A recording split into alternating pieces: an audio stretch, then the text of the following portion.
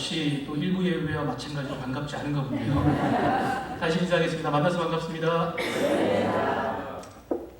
참 제가 일부 예배 때도 2가지 정도를 보고 깜짝 놀랐다고 했거든요. 이 교회 와가지고 이번엔 3가지를 깜짝 놀랐습니다. 처음 와가지고 바깥에 시설을 보고 교회에는 그리스도인들이 영육간의 강건함이 있어야 됩니다. 제가 체육인 출신이거든요. 이 체육 시설들을 보고 이 교회는 영육간의 강건함이 준비되어 있는 교회구나 그걸 느꼈고요. 또 이 본당에 들어와가지고 새로 꾸며진 이 모습을 보고 나서 참 아름다운 교회라고 생각을 했습니다. 또 마지막으로는 제가 미국 교회에서 계속 사역을 하고 있었는데요. 목사에 대한 대접이 그렇게 좋지 않습니다. 제일 먼저 와서 제일 마지막에 가거든요. 그리고 제일 나중에 모든 걸 다 하는데 극진하게 대접해 주셔가지고 몸둘 바를 몰랐습니다. 너무 감사하고 이 부족한 사람을 이렇게 또 말씀을 전할 수 있도록 또 초대해 주시고 인도해 주신 성도님들께 또 하나님께 감사를 드립니다.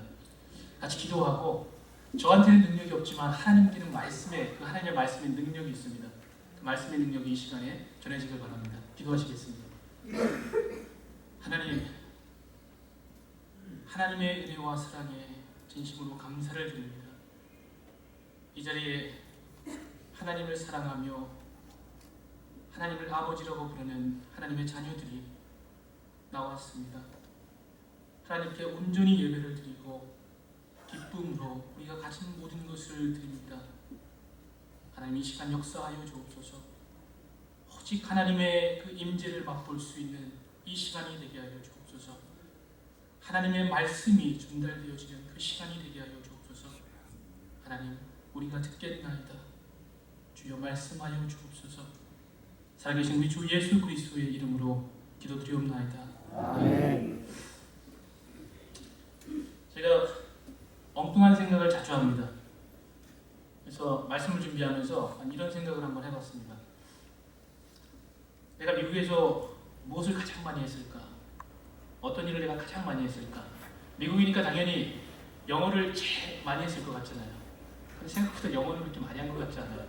그래서 좀 더 넓은 범위에서 그러면은 공부를 제일 많이 했겠지. 그래도 영어도 공부도 좀 더 공부하고 있으니까 그런 것 같기도 하는데 뭔가 조금 부족한 게 있는 것 같아요. 그래서 많이 고민하다 보니까 이런 답이 나왔습니다. 미국에서 제가 가장 많이 하는 거는 운전을 가장 많이 했습니다. 이거 올랜도는 이 차가 없으면은 다닐 수가 없는 곳이에요. 제가 미국에 온 지 한 10년 정도 됐는데요. 처음 올랜도에 와서 이곳에 정착하다 보니까 다른 주는 어떤 그 대중교통을 갖고 있는지 잘 모릅니다. 제가 확실히 아는 거는 올랜도에는 그다지 대중교통이 발전하지 않았다는 겁니다. 처음 와서 제가 버스를 조금 타봤는데 이 버스만 타면 겁이 납니다. 불안하고요. 왜 그런지 모르겠어요. 지금 이상하게 생각하시죠 지금? 제 등치를 보고 그 등치에 뭐가 무섭다고. 그런데 이상하게 겁납니다. 불안하고요. 그래서 35분, 40분마다 버스가 한 대씩 있었는데 그 버스를 타고 그 시간을 마치고 그 시간에 가서 기다리고 하는 것들이 너무 힘들었어요. 또 올랜도 날씨 다 아시잖아요. 그게 너무 불안했는데 너무 불안한 건 와이프가 버스를 탄다는 게 너무 불안했습니다.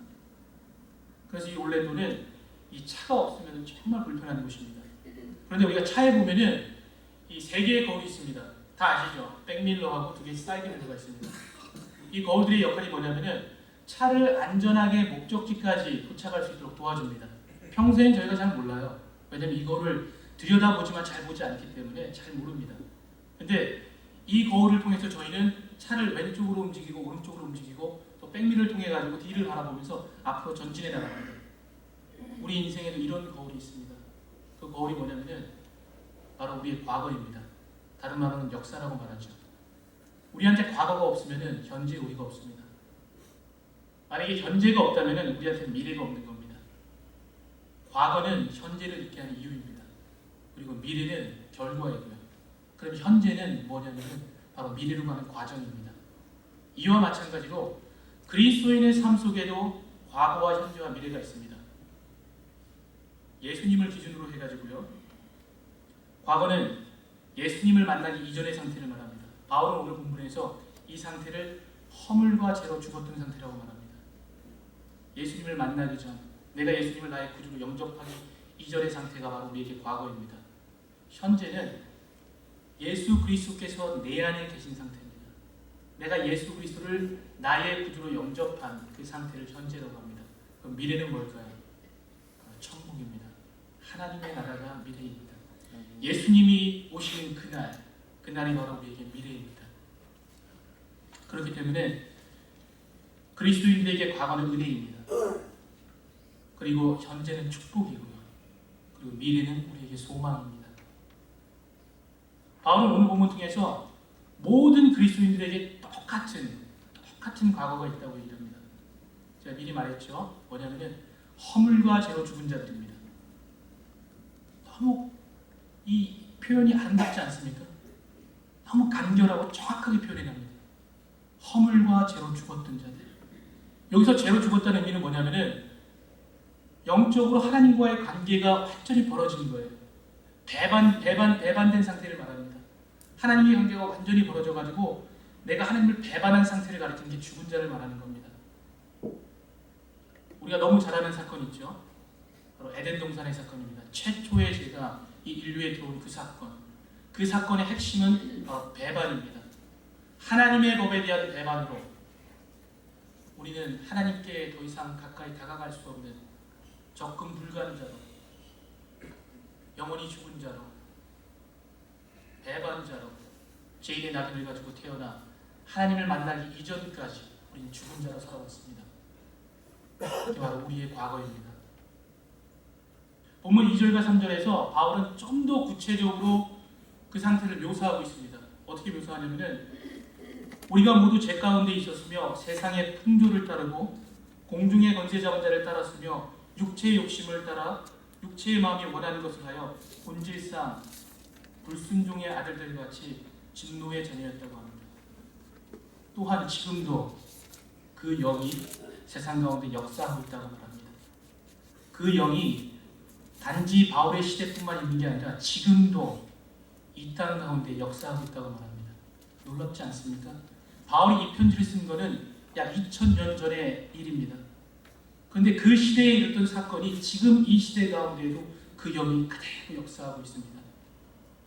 제가 얼마 전 이런 얘기를 들은 적이 있습니다. 제가 한국에 안 나간 지 10년 됐는데요. 왜냐하면 이민 오고 나서 아직까지 한 번도 방문을 하지 않았습니다.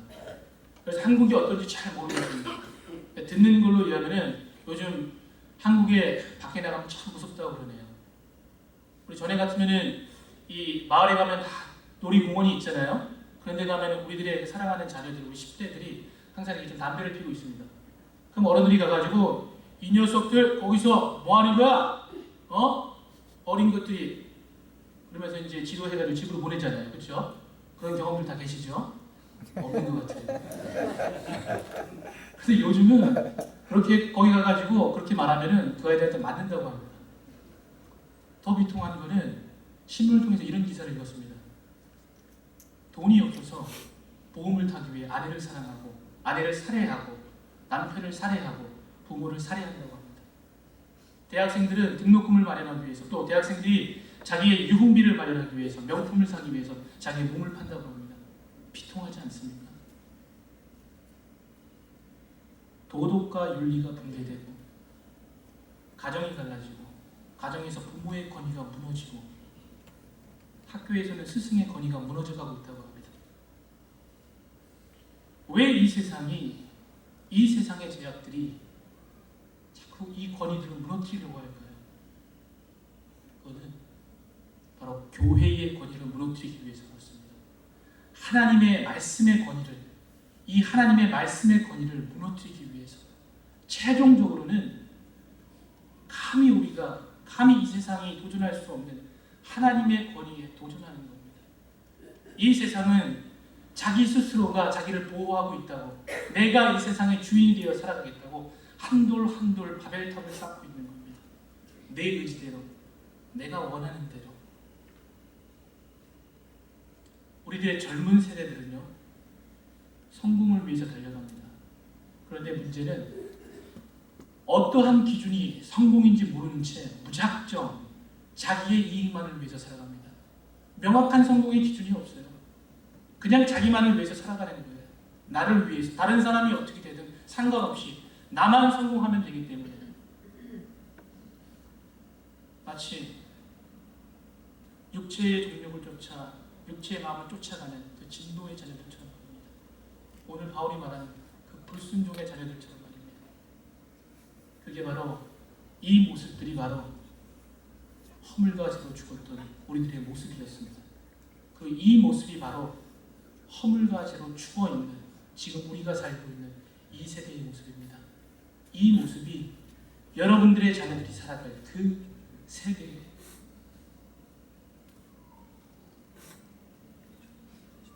세대의 모습입니다.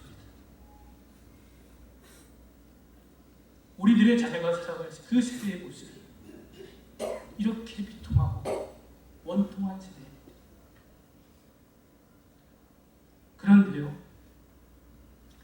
바울은 오늘 본문을 통해서 이렇게 말합니다. 그럼에도 불구하고 긍휼이 풍성하신 하나님이 우리를 사랑하신 그 큰 사랑으로 인하여 우리를 그리스도와 함께 살리셨다고 합니다. 또 그와 함께 일으키사 우리를 예수 그리스도 안에 두셨다고 합니다. 하늘 안에 앉히셨다고 합니다. 영원히 죽은 자였던 우리를 하나님께 도저히 접근할 수 없는 그 우리들을 하나님께서 살리시고 하나님께 가까이 다가갈 수 있도록 우리들의 죄들을 용서하여 주셨습니다.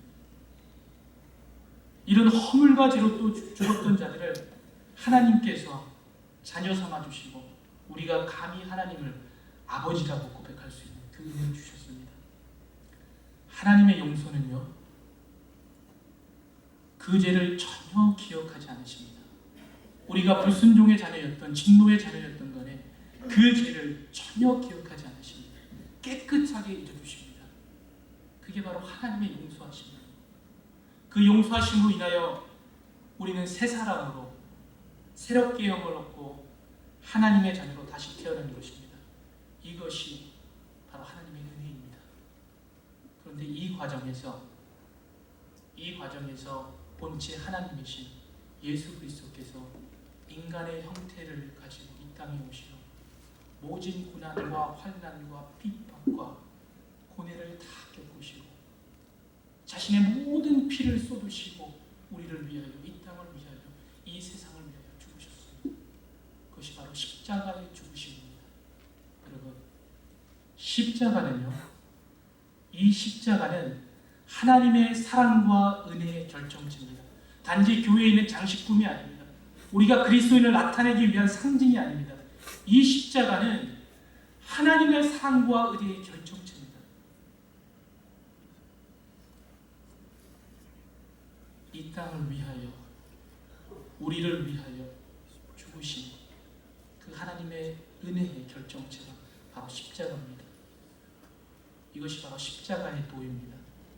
바울은 갈라디아서 2장 22절에 이렇게 말했습니다. 내가 그리스도와 함께 십자가에 못 박혔나니 그런즉 이제는 내가 사는 것이 아니요 오직 내 안에 그리스도께서 사시는 것이라.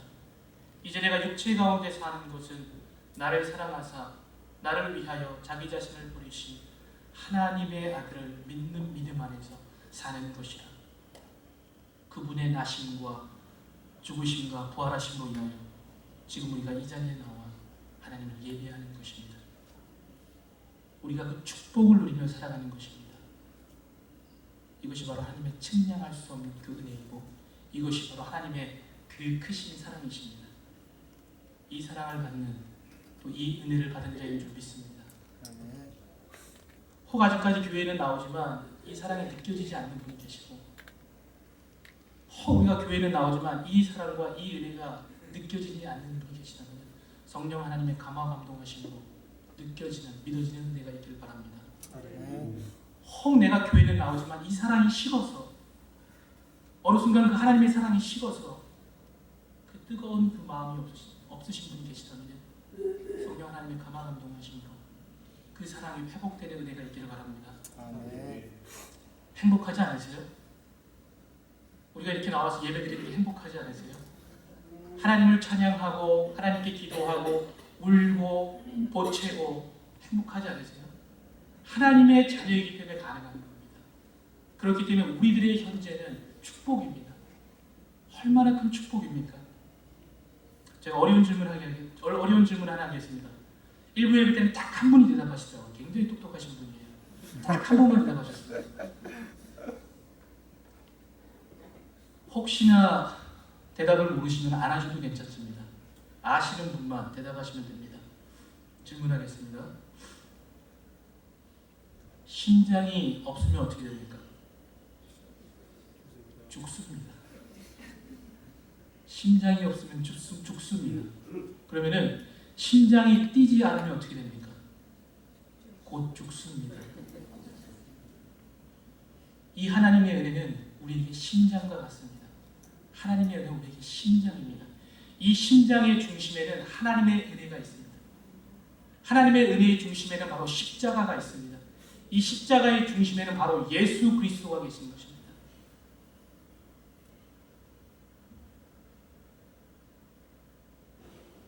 심장이 뛰고 계신가요? 이 심장이 건강하신가요? 심장은 모든 혈액을 순환시키는 펌프 역할을 하고 있습니다. 심장이 뛰지 않으면 몸이 움직이지 않습니다. 그리스도인들에게 심장이 뛰지 않으면, 이 심장이 움직이지 않으면 그 그리스도인들은 죽은 자들입니다.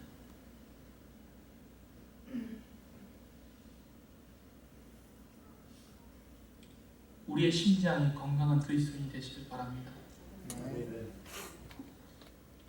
그렇기 때문에 이 현대를 살아가는 그리스도인들에게, 이 심장에 예수 그리스도가 있는 그리스도인들에게 바울은 이렇게 말합니다.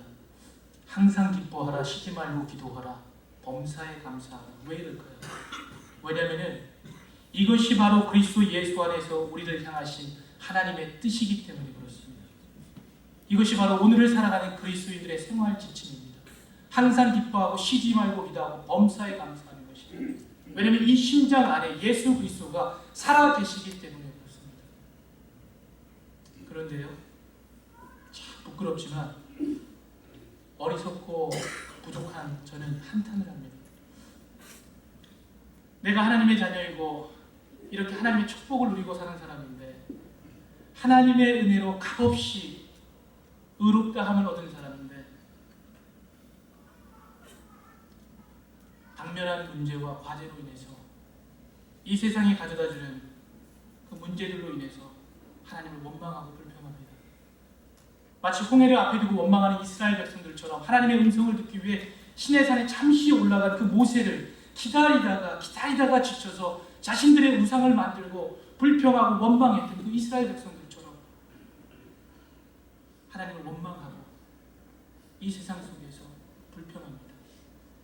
어느 순간부터는 예수님께서 걸어가셨던 그 고난의 길이 이 세상에서 걷고 있는 나의 고난의 길로 인해서 은혜가 원망으로 변질되고 감사가 불평으로 변질되는 그 삶을 살아갑니다. 항상 기뻐하고 쉬지 말고 기도하고 범사에 감사하라는 그 말씀이 왜 이렇게 멀게 느껴지는지, 왜 이렇게 먼지, 나의 현실은 기뻐할 수 없고 감사할 수 없고 기도할 수 없는데 주님 어떻게 합니까? 하나님 어떻게 합니까? 힘드시죠? 세상은, 현실은 우리가 살아가는 대로, 우리가 원하는 대로 사라지지가 않습니다. 내가 원하는 대로 되는 게 없습니다. 이 현실은 견딜 수 없는 고통들을 가져다 줍니다.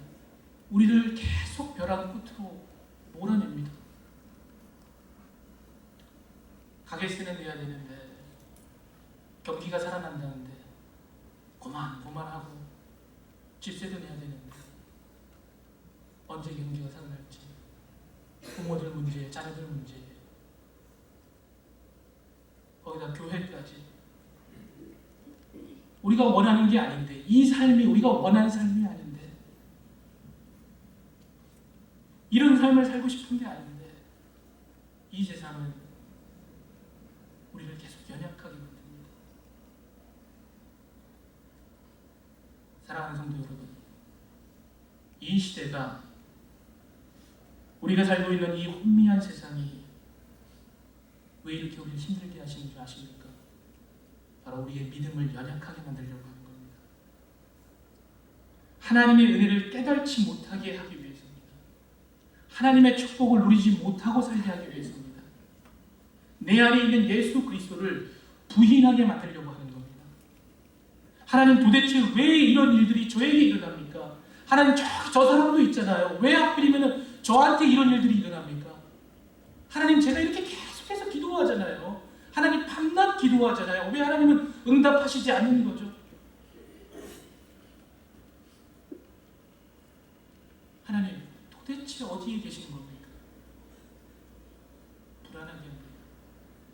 또 하나님의 말씀을 의심하게 합니다. 듣고 싶은 말씀만 골라듣습니다. 듣고 싶은 말씀만. 아이고 하나님 감사합니다. 이 말씀은 우리 이 집사님이 꼭 드려야 될 말씀입니다. 하나님. 아이고 하나님 감사합니다. 이 말씀 우리 남편이 꼭 새겨드려야 됩니다. 우리 와이프가 꼭 새겨드려야 될 말씀입니다. 자기가 원하는 말씀만 골라듣습니다. 그리고 성경을 자기 뜻대로 자기 마음대로 해석하고 그것을 가리켜서 진리라고 얘기를 합니다. 마치 선악과의 열매를 보고 정령줄이라고 말하는 하나님의 말씀을 변질해서 하나님의 말씀을 의심케 하여서 그들로 하나님과 같은 능력이 될 수 있다고 말한 그 사탄의 유혹처럼 이 세상은 우리에게 계속 똑같이 동일하게 우리를 유혹하고 있습니다. 바로 우리의 심장을 병들게 하는 겁니다. 우리의 심장을 뛰지 못하도록 하는 겁니다. 바울은 이런 우리에게 하나님의 은혜를 기억하라고 얘기를 합니다. 바울은 오늘의 말씀을 통해서 하나님의 은혜를 그 사람을 기억하라고 말하고 있습니다. 우리의 승리의 왕, 만왕의 왕 되신 예수 그리스도를 기억하라고 합니다. 우리와 함께 계시고 우리 안에 계신 예수 그리스도를 기억하라고 말합니다. 하늘에 있는 것이나 땅에 있는 것이나 땅 아래에 있는 것이나 모든 것들로 하여금 그의 무릎 앞에 꿇게 하시고 그들로 하여금 주로 시인하게 하신 그 예수 그리스도를 기억하라고 말하는 겁니다. 모든 전장 가운데 승리하신 그 예수 그리스도를 기억하라는 겁니다. 여러분, 이 땅에서 싸우는 영적 전쟁은요, 승리를 위한 싸움이 아닙니다. 우리가 싸우는 영적 전쟁은 이미 승리한 싸움입니다. 우리에게는 패배란 없습니다. 불안할 이유가 없습니다. 이미 하나님께서, 이미 예수 그리스도께서 모든 전쟁 가운데 승리하셨기 때문에 우리에게 패배란 없습니다. 예수님의 마지막 약속을 기억하시나요? 우리가 가장 많이 기억하는 것은 사명을 많이 기억합니다. 마지막 명령이죠. 땅끝까지 가서 하나님의 복음을 전하라는 것. 맞습니다. 그것이 바로 우리의 사명입니다. 그 말씀을 다 하신 후에 예수님께서 이렇게 말씀하셨습니다. 잘 들으세요. 예수님 직접 우리한테 약속하신 겁니다. 볼지어다 내가 세상 끝날까지 이르러 너희와 항상 함께하리라. 이것이 바로 예수님의 약속입니다. 감당할 수 없는 시험이 올지라도 이 세상이 우리를 벼랑 끝에 몰지라도 벼랑 끝으로 몰지라도 우리가 두려워하지 않는 것은 바로 이 예수님의 약속이 있기 때문입니다. 세상 끝날까지 이르러 우리와 함께 하시겠다는 이 약속이 있기 때문에 우리가 두려워하지 않고 감사할 수 있는 겁니다. 그렇기 때문에 우리가 기뻐할 수 있고 쉬지 않고 기도할 수 있고 감사할 수 있는 겁니다. 이 은혜가 있으시길 바랍니다.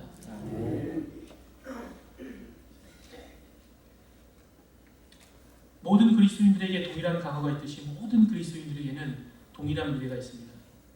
그 동일한 미래가 뭐냐면은 바로 하나님의 나라죠. 우리는 천국의 소망을 가지고 살아가는 사람들입니다. 그런 사람들에게 바울은 본문 7절 통해서 이렇게 말합니다. 너희들의 사명을 깨달으라고 얘기합니다. 그 사명이 뭐냐면은 오는 여러 세대 가운데에 하나님의 은혜를 나타내는 것입니다. 바울은 여기서 에베소 성도들에게 뭐라고 말하냐면은 이 하나님의 은혜를 나타내는 것이 단지 너희들의 이 유대인뿐만이 아니라 로마인과 그 시대에 살아가는 모든 노예들과 모든 계층의 사람들에게 세대와 세대를 넘어서 모든 열방 가운데의 이방인들에게 하나님의 복음을 전하라는 겁니다. 저에게 이 말씀은 이 땅을 살아가는 이유로 들렸습니다. 이것이 바로 우리가 살아가는 이유입니다. 우리의 사명입니다. 바로 교회의 사명이 이것입니다. 우리는 하나님의 은혜의 빛으로 세상 가운데 빛으로 살아가는 사람들입니다. 우리는 하나님의 은혜에 맞춰 세상에서 소금의 맛을 내는 사람들입니다. 교회는요, 하나님의 은혜의 빛을 나타내는 하나님의 구원의 은혜를 전하는 바로 그 도구입니다. 우리의 사명은 이 복음을 모든 민족과 세대 가운데 전하는 것이 바로 우리의 사명입니다. 명심하세요. 교회는 채우는 공동체가 아닙니다. 비우는 공동체입니다. 채우면요, 채워진 그 물은 썩습니다. 채우면요, 그 물에서 냄새가 납니다. 하나님의 은혜는 흘려보내는 겁니다. 마치 샘물이 흘러서 시냇물이 되고, 시냇물이 흘러서 강물이 되고, 강물이 흘러서 바다가 되듯이 하나님의 은혜가 우리의 가정을 통해서, 교회를 통해서 이 도시 가운데에 전해지고, 그 은혜가 이 도시를 지나서 이 땅 가운데 전해지고, 이 땅을 지나서 모든 열방 가운데에 하나님의 은혜가 전달되어지는 것이 바로 그것이 교회의 사명이고 우리의 사명입니다. 이 사명을 감당하는 제일장로교회 성도들이 되길 바랍니다. 참 시간이 빠르죠. 예, 우리는 시간을, 제가 미국 온 지 벌써 10년이 됐는데 어제 미국 온 것 같아요. 그런데 벌써 10년이 지났습니다. 아이가 둘이나 생기고요.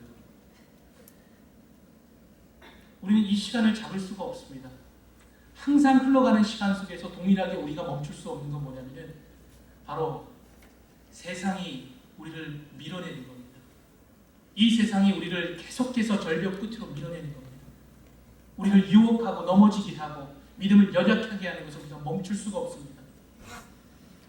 우리의 마음을 연약하게 하고 혼미하게 합니다. 하나님의 은혜를 깨달지 못하게 하고 축복을 누리지 못하게 만듭니다. 도저히 우리가 멈출 수가 없습니다. 이런 세상을 살아가는 성도들에게 제가 이 성경 구절을 드리고 싶습니다. 에베소서 5장 15절에서 21절 말씀과 로마서 12장 2절에서 3절의 말씀을 드리고 싶습니다. 제가 에베소서를 읽고요, 우리 성도들께서 로마서 말씀을 읽어주셨으면 좋겠습니다. 말씀을 읽겠습니다. 그런즉 너희가 어떻게 행할지를 자세히 주의하여 지혜 없는 자같이 하지 말고 오직 지혜 있는 자같이 하여 세월을 아끼라. 때가 악하니라. 그러므로 어리석은 자가 되지 말고 오직 주의 뜻이 무엇인가를 이해하라.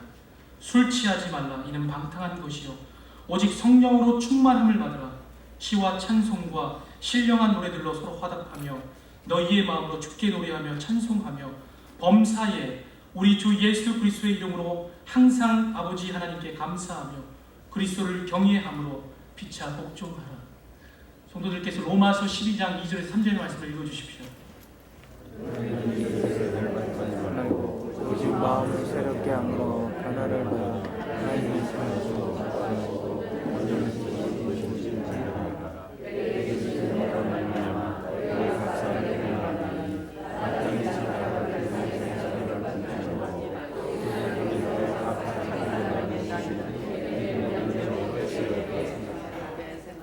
아멘.